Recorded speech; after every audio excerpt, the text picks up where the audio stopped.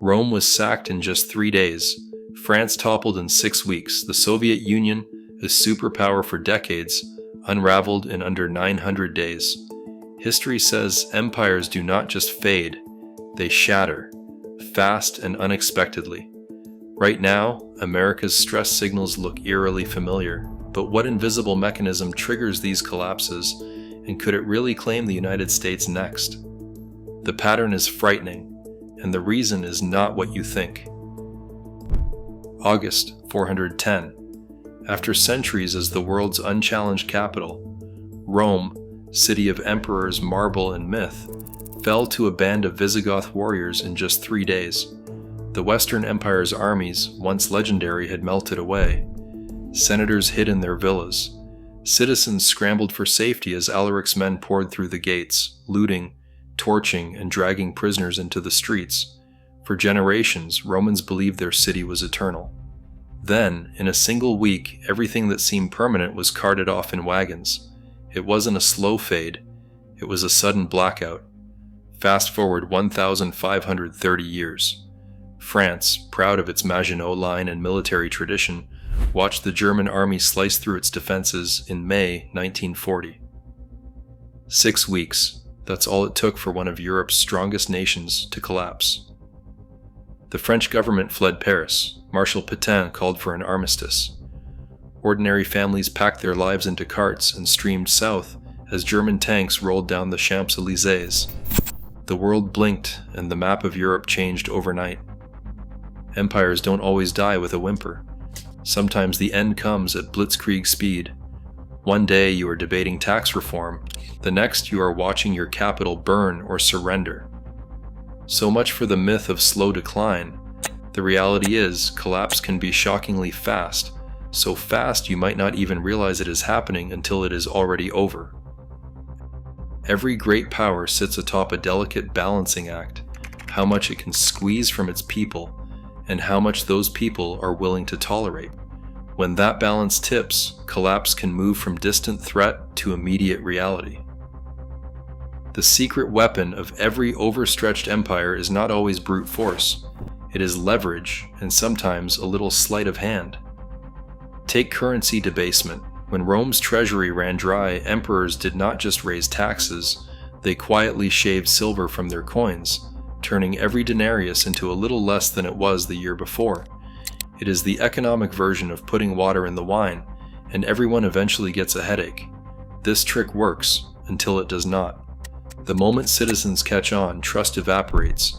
People start hoarding real goods, refusing the funny money, and the state's ability to pay soldiers or buy grain vanishes overnight. It is like a dam holding back a river. For years, cracks form, a little inflation here, a deficit there. Officials patch and paint, insisting everything is under control, but pressure builds behind the scenes. Then one day the dam gives way. What looked like a slow leak turns into a flood. Collapse is not a gentle slide. It is a sudden, catastrophic release when legitimacy breaks. Modern states have their own versions of this hidden tax. Printing money, running up debt, or manipulating currencies can keep the lights on for a while. But every shortcut chips away at the public's faith in the system. When that faith finally fails, even mighty empires can unravel in days, not decades. That is how a routine budget shortfall becomes a national emergency, and how the impossible suddenly feels inevitable. March 1989. In the heart of Moscow, voters lined up for the first real election since Lenin was alive. The Communist Party's grip loosened as reformers and nationalists, some barely known a year before, claimed seats in the new Congress. That was the first crack. Over the next 900 days, the Soviet Union, once the world's second superpower, began to unravel in public view. Satellite states peeled away, one after another. By late 1989, Soviet tanks stayed parked as the Berlin Wall fell, and Poland, Hungary, and Czechoslovakia slipped out of Moscow's orbit. The old order watched from the sidelines, powerless to stop the tide. Inside the Soviet Union, the economy buckled. Stores emptied out. Defense spending swallowed more than 15% of gross domestic product. yet basic goods vanished from shelves. The ruble lost value by the day. In January 1991, Soviet troops fired on crowds in Lithuania, killing 14 civilians. Instead of restoring order, the crackdown shattered what little trust remained in the Kremlin's authority. August 1991. A group of hardliners tried to turn back the clock. They detained Gorbachev, declared a state of emergency, and rolled tanks into Moscow. But the chain of command snapped. Commanders refused to fire on their own people. Boris Yeltsin stood on a tank calling for resistance. Crowds surged in the streets. Within 3 days, the coup collapsed. The Communist Party was finished. Republics declared independence in a rush. Baltic states first, then Ukraine, Belarus, and finally Russia itself. By Christmas, Gorbachev resigned on live television. The red flag came down. The Soviet Union, a nuclear giant, vanished in less than 3 years, brought down not by invasion, but by the silent refusal of its own institutions to obey. The United States carries a national debt of more than $33 trillion. That is about $250,000 for every household, enough to max out the world's largest credit card several times over. Congress debates, delays, and deadlocks, but the numbers keep rising. No empire in history has piled up IOUSO like this and walked away unscathed. In Rome, runaway debt and currency tricks led to chaos in the streets. In France, endless borrowing hollowed out the treasury just before disaster struck. Today, America's fiscal juggling act is on full display. But money troubles are only the beginning. On January 6, 2021, the world watched as rioters stormed the U.S. Capitol. For hours, lawmakers huddled in fear while police radios crackled with confusion. The sight of a mob breaching the seat of government sent shockwaves far beyond Washington. It was not just a security lapse, it was a jolt to the country's sense of order and legitimacy. Trust in government has cratered. Recent polls show fewer than 1 in 5 Americans believe Congress will do what is right. The Supreme Court, the presidency, even the news media, all are scoring historic lows in public confidence. The information space is so fragmented that facts themselves feel up for grabs. In Rome, rumors and court gossip fueled panic. In the 1940s in France, defeatist broadcasts spread despair.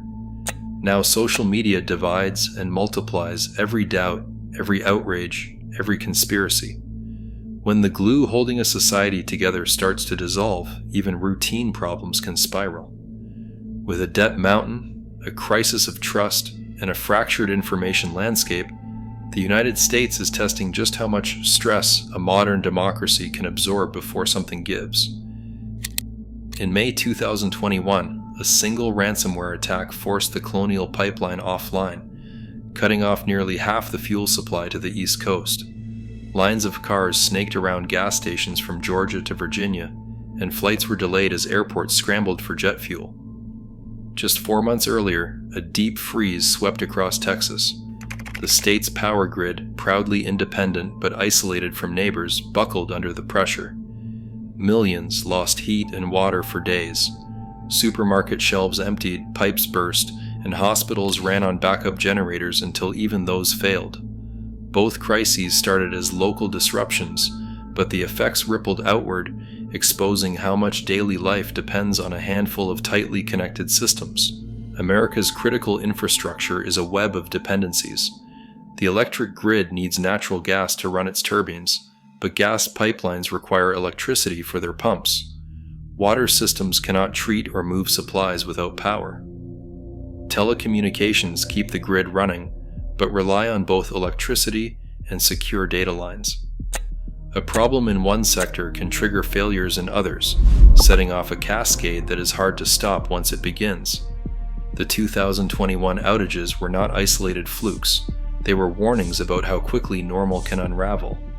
Yet the story is not all doom. Unlike Rome's crumbling aqueducts or France's paralyzed command posts, the United States still has buffers. Most regions maintain backup generators, emergency fuel stocks, and contingency plans to restore services. The economy, for all its debt, continues to add jobs and keep unemployment low. Infrastructure operators run drills for cyber attacks and natural disasters, and federal agencies coordinate recovery efforts across state lines. For every blackout or breach, there are teams working behind the scenes to patch, reroute, and restart the flow. The cracks are real, but so are the tools to keep them from widening into chasms. America's greatest risk isn't a foreign enemy, it's the slow erosion of trust in its own systems. Right now, institutional confidence sits near historic lows. The fate of a nation often hinges on what its people choose to believe next. The question is, will we notice before it's too late?